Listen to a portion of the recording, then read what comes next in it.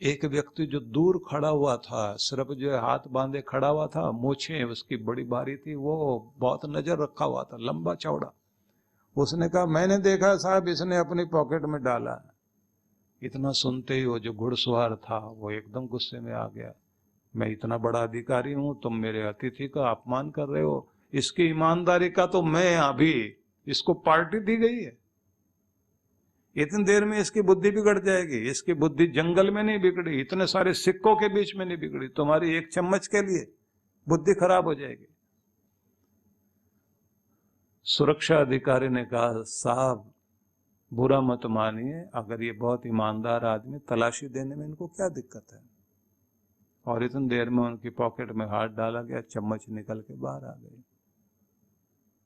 अब सब लोग कहां तो सम्मान दे रहे थे, कहां सब के सब जो घृणा की नजर से देख रहे हैं, क्योंकि समाज ही सम्मान देता है और समाज ही व्यक्ति को अपमानित भी करता है। व्यक्ति का सम्मान समाज के साथ जुड़ा होता है, और समाज में गलत फहमी पैदा कर दी जाए तो गलत फहमी पैदा हो जाए, सबकी नजरों में घृणा आ जाए, लेकिन अगर आप अपने अंदर से सच्चे हैं तो आपका परमेश्वर बोल रहा होता है मैं तेरे साथ हूं और तू अकेला नहीं है, तो आदमी को हिम्मत होती है। इसलिए दुनिया के महान पुरुषों के साथ में समाज ने घृणा दी है, लेकिन वो कभी भी अपमानित नहीं हुए, क्योंकि भीतर से सम्मान परमात्मा दे रहा था। लेकिन यहां तो गड़बड़ हो गई।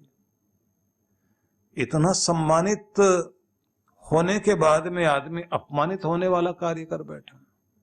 अब सब लोगों ने कहा कि भाई तुम्हें क्या हुआ, कहाँ तो इतने ईमानदार थे, कहाँ ये। बोले महाराज आपका अन्न खा लिया, शायद इसका असर आया। आखिर में एक बुजुर्ग आया और उसने आकर के कहा कि भैया देखो, आदमी की बुद्धि है, जब ये सही रहती है ये करोड़ों दान कर सकती है, और बिगड़ जाए तो एक सुई भी चुरा ले। एक सुई में भी बुद्धि खराब हो जाती है। इसलिए हर समय आदमी को, हमारे ग्रंथों में, वो बुजुर्ग बोल रहा है, हमारे ग्रंथों में कहा गया है कि भोजन करते समय भी हाथ जोड़ो, और भोजन को भोजन नहीं अमृत प्रसाद बनाओ। उसमें जो है दिव्य दृष्टि रख करके, परमात्मा को स्मरण करके, फिर उस नजर से उसको देखो। जो पानी पी रहे उसमें भी दृष्टि डाल करके उसको चरणामृत बनाओ, या उसे वह पवित्र जल बनाओ जो तुम्हारे अंदर पवित्रता लाए, क्योंकि इसका असर तुम्हारी बुद्धि पर आता है। परमात्मा को अपने मन में जोड़ने का, परमात्मा को अपनी बुद्धि से जोड़ने का परिणाम ये होता है, आपके विचार ठीक होते हैं, आपकी सोच ठीक होती है। उसका परिणाम क्या होता है? उसका परिणाम होता है लोभ आपके अंदर से हटता है, क्रोध आपके अंदर से घटता है, झगड़े कलेश आपके अंदर से हटते हैं, और इसी के कारण व्यक्ति जीवन के अंदर अपने हर पल ठीक रहता है, शांत रहता है। तो ये बात ध्यान रख लीजिए, इसी से आता है भीतर का आनंद। एक छोटी सी झोंपड़ी में बसता हुआ एक छोटा सा परिवार आनंद के साथ जिंदगी बिता रहा होता है, और संसार से जाता भी है तो विदाई लेते समय संतुष्ट होता है कि मैंने, किसी का कर्जा मेरे सिर पर नहीं है, इस दुनिया का भला करके जा रहा हूं, मैंने समाज को अपने बच्चे लायक बच्चे बना करके दिए हैं, मेरे घर में परमात्मा की मेहर रही है, किसी के आगे हाथ नहीं फैलाया, अपने बल पर जिया हूं, और चैन की नींद सोए, मुस्कुराते हुए जागे हैं, संतुष्ट होकर रहे हैं, बेहतर ढंग से रिश्ते निभाए हैं। परमात्मा की बहुत मेहर, धन्यवाद है उसका, और हम अपनी जिंदगी से संतुष्ट हैं। तो जो खुशहाल होकर और संतुष्ट होकर, तृप्त होकर दुनिया से जा रहा है, उससे बढ़कर अमीर कोई नहीं है। और जिसके अंदर बेचैनी है, व्याकुलता है, बड़े बड़े बादशाहों की जिंदगी में ये बात इतिहास में मिलती है कि आखिरी घड़ी में, विदाई की घड़ी में बोल रहा है कि ना कोई मेरा हो पाया, ना मैं किसी का हो पाया, ना कोई मुझे पहचान पाया, ना मैं किसी को पहचान पाया। दुनिया में अनजान बनकर रहा हूं, और अनजान होकर के जा रहा हूं। भले जय जयकार करने वाले कितने भी लोग थे, और नौकरों की भीड़ बहुत थी, पर वफादार कोई भी नहीं था। इसलिए दुनिया से जा रहा हूं दुखी होकर। मैंने पीछे सुनाया था, भारत का एक बहुत बड़ा अभिनेता आखिरी घड़ी में ये कहता है, मर तो रहे, मरना तो हर किसी को है, पर ऐसी जिंदगी किस काम की कि जिस जिंदगी में हमको जीना ही नहीं आया। मूर्ख बने रह गए हम तो, हमें तो जीना ही नहीं आया। जिसको देख करके दूसरे लोग जो है, भारत भूषण नाम था उस व्यक्ति का, इंटरव्यू न जाने कितने कितने तरह के उनके छिपे हुए थे, लेकिन आखिरी दिनों की कहानियां लिखी लोगों ने। इसलिए मैं ये निवेदन करना चाहता हूं, मन ठीक रहे, बुद्धि ठीक रहे और जीना आ जाए आदमी को, जिंदगी तो वो है। भगवान श्री कृष्ण कहते हैं, मुझ में निवास करना सीखो, मुझ में बसना सीखो। मैं तुम्हारे दिल में बसा हुआ हूं, लेकिन तुम भी, तुम्हारा दिल भी मुझ में बस जाए।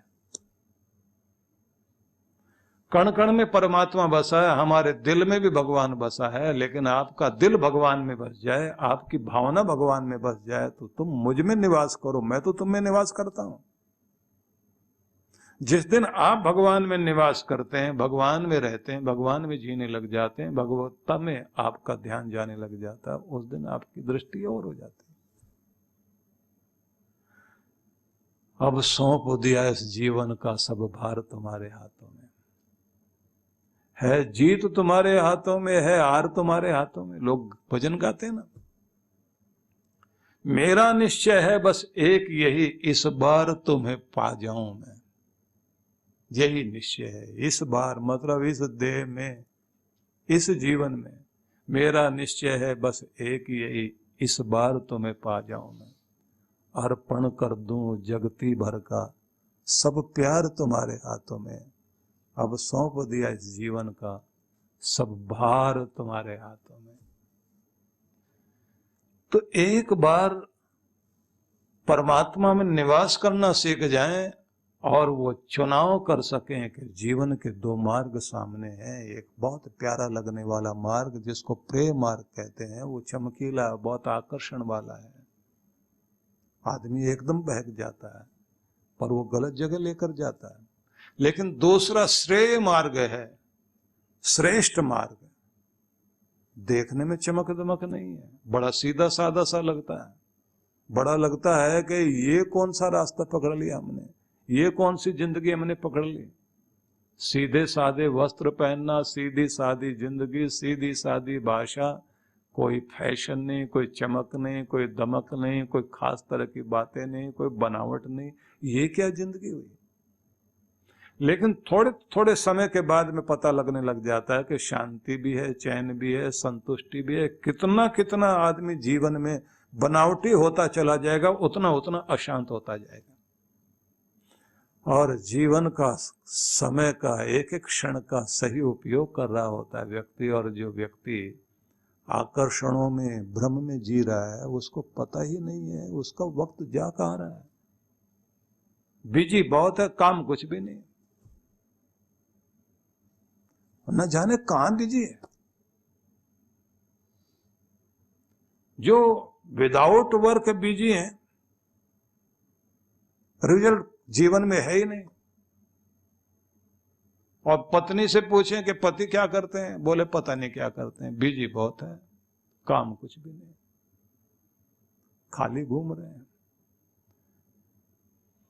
कुछ फायदा है, बोले सिर दर्द, हमारे लिए भी, खुद के लिए भी, जहां बैठ जाए उनके लिए भी।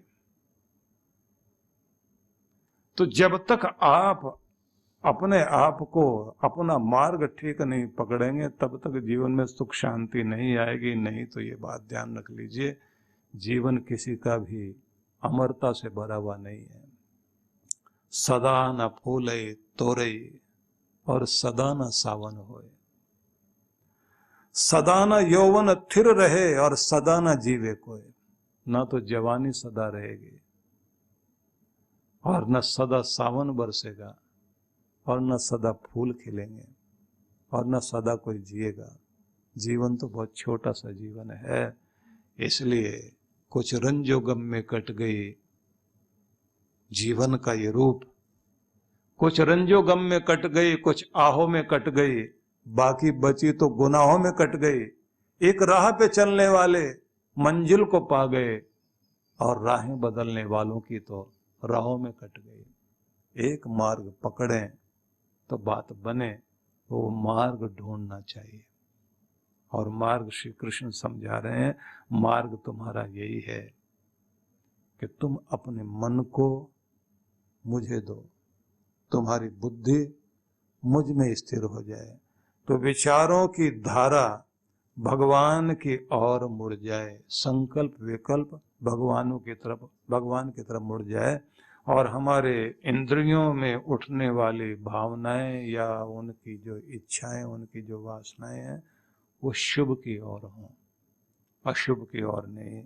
और हमारी निश्चयात्मिका जो बुद्धि है, निर्णय करने वाली, निश्चय करने वाली बुद्धि, उस पर धर्म का, भक्ति का, सात्विकता का प्रभाव बना रहे, तो जिससे वह अच्छा कुछ कर सके। नहीं तो चोर होने में और योगी होने में, सज्जन होने में देर नहीं लगती। कब व्यक्ति दानी और कब व्यक्ति कंजूस झगड़ा कर बैठे तो 1 पैसे पर, और देने पर आए तो करोड़ों दान कर दे। तो जहां मन और बुद्धि लगते हैं वहीं जीवन चलने लग जाता है। और जैसी हमारी मन और बुद्धि की स्थिति होती है वैसे जीवन जीने की शैली बन जाती है, और जैसे जीवन जीने की शैली बन जाती है बस उसी तरह के परिणाम जीवन में आते हैं, वैसा ही जीवन होता है। तो कुछ लोगों को होता है ना कि वो ये कहते हैं कि हमारे घर में झगड़े बहुत हैं।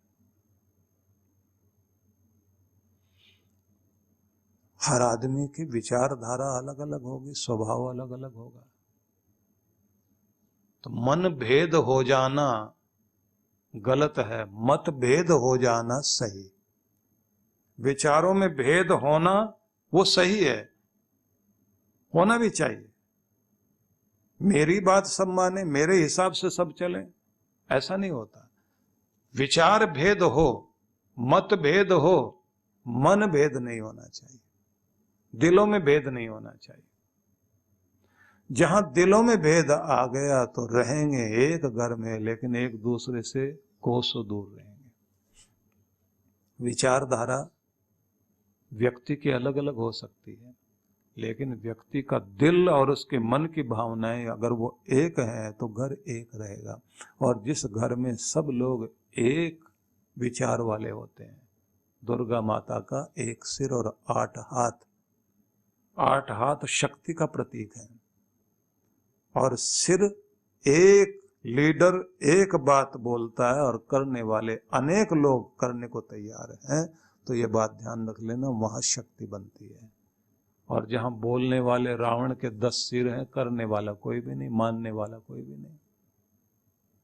जहां अलग अलग 10 तरह के विचार हों और विचारों में एकता बन ना पाए और करने वाला कोई हो नहीं, उस कहते ना सांपों की बारात में जिह्वा की लपालप। सांप जा रहे ना तो जीभ निकाल के सब एक दूसरे की तरफ देख के, 2-2 जीभ होती है सांप की। दोगला व्यक्ति यही तो होता है, 2 तरह की बात करें। और राम जी के विषय में कहा, रामो द्विर्ना अभिभाषते, वो 2 बार नहीं बोलते, एक बात को 2 तरह नहीं बोलते। एक बार कह दिया और उसके बाद नेताजी क्या कहते हैं, नहीं मेरा ये मतलब नहीं था, गलत अर्थ निकाल लिया, और वो सुना रहे हैं बार बार, टीवी वाले दिखा रहे हैं ये बोला था आपने, अब गलत अर्थ निकाला। भाई कौन सा कान लेकर आए और कौन सी बुद्धि लेकर आए? नहीं, आप लोगों ने मीनिंग ही गलत निकाल लिया मेरी भाषा का, मैं तो कुछ और कहना चाह रहा था। और सबको पता ये झूठ बोल रहा है और पक्का बेईमान, और हमको धोखा देना चाह रहा है। उसके बाद कहते ठीक है भैया। इसलिए बात ध्यान रख लीजिए कि जब आप अपनी एक बुद्धि, एक मत, एक निर्णय लेकर के चलें, जहां अलग अलग विचार होने के बाद भी निर्णय एक होता हो और उसे मिलकर करने वाले सब होते हैं, उस घर में हमेशा कृपा रहेगी। नहीं तो फिर ऐसे ही होता है, एक दामाद अपनी सास को बोल रहा था बार बार, मैं इनको कभी झगड़ा करने का मौका ही नहीं दूंगा। वो बोली, भैया ये तो आत्मनिर्भर है, झगड़े के मामले में तेरे ऊपर डिपेंड थोड़ी करेगी। जब मौका आएगा तू मौका दे ना दे, ये तो मौका लेगी, क्योंकि उसे पता है ना मेरी बेटी क्या है। अब जब आपकी बुद्धि ऐसी होगी तो झगड़े होंगे ही होंगे। वृद्धाश्रम में दो बुजुर्ग जो है पति पत्नी झगड़ रहे हैं, लोगों ने फैसला कराने के लिए बीच में आके खड़े हो गए। क्या मामला है, झगड़ा क्यों? बोले मैं इसके कमरे में अब रहूंगी नहीं, उम्र हो गई 80 साल की, इनकी हो गई 83 साल की, अब झगड़ा किस बात का है? बोले ये क्या करते हैं, अपनी सुना सुना के खूब जोर जोर से बोल करके, और इतना जोर जोर से बोलते हैं, कड़वी कड़वी बातें बोल देते हैं, और जब मैं जवाब देने वाली होती हूँ तब अपने कान की मशीन बाहर निकाल लेते हैं। अब मैं चिल्लाती रह जाऊं, इनको सुना ही नहीं देता, हाथ हिलाते रहते हैं ऐसे, सुना ही नहीं दे रहा, बोलती रहो। अब लोग कहें भैया इनके कान में मशीन हम लगवाएंगे क्या? तुम अपना गुब्बार निकालो, निकालते रहो। जिंदगी को अगर आनंद से जोड़ना चाहते हैं तो ये बात ध्यान रख लीजिए, विचारधारा अलग अलग हो सकती है, लेकिन मतभेद भी हो सकता है, लेकिन मन में भेद नहीं होने दीजिए। और यह तब बात बनेगी जब आप धर्म से जुड़ें, गुरु से जुड़ें, परमात्मा से जुड़ें, अपने मन को भी जोड़ें, अपनी बुद्धि को भी जोड़ें। तो आइए मिलकर के कुछ पंक्तियां गुनगुनाएं और ये प्रार्थना करें कि भले ही हम पर दुनिया नाराज हो जाए, लेकिन न रूठे मेरा मोहन प्यारा और न रूठे मेरा सदगुरु। जीवन यानी निरंतर दौड़ भाग, तनाव, शारीरिक व मानसिक थकान।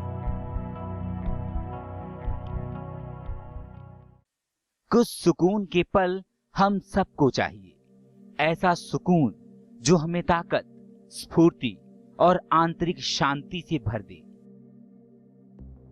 ध्यान यानी मेडिटेशन एक ऐसा माध्यम है जिसके द्वारा मन को चैन, शांति और सुकून मिलता है। और अगर ये ध्यान प्रकृति की गोद में किसी सुरम्य और शीतल स्थान पर हो तो क्या कहने।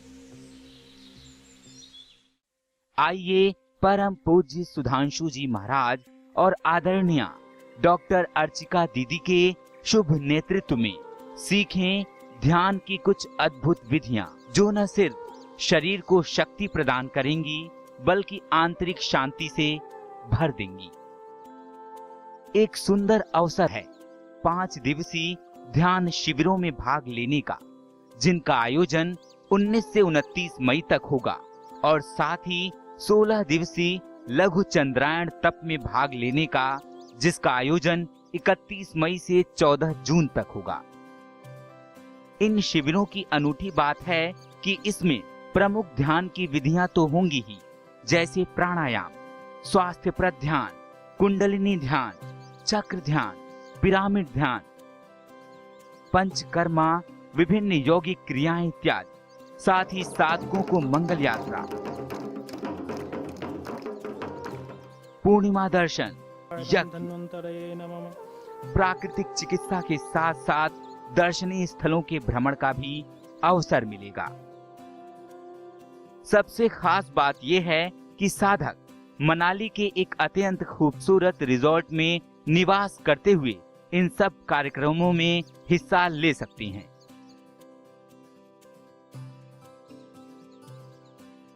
तो आइए परम पूज्य गुरुदेव और डॉक्टर अर्चिका दीदी के साथ मनाली चलें, पहाड़ों पर कुछ दिन बिताएं, ध्यान की विधियां सीखें और पाएं एक तनाव रहित मन, स्वस्थ तन, आत्मविश्वास और सबसे बढ़ के आंतरिक शांति और सुकून।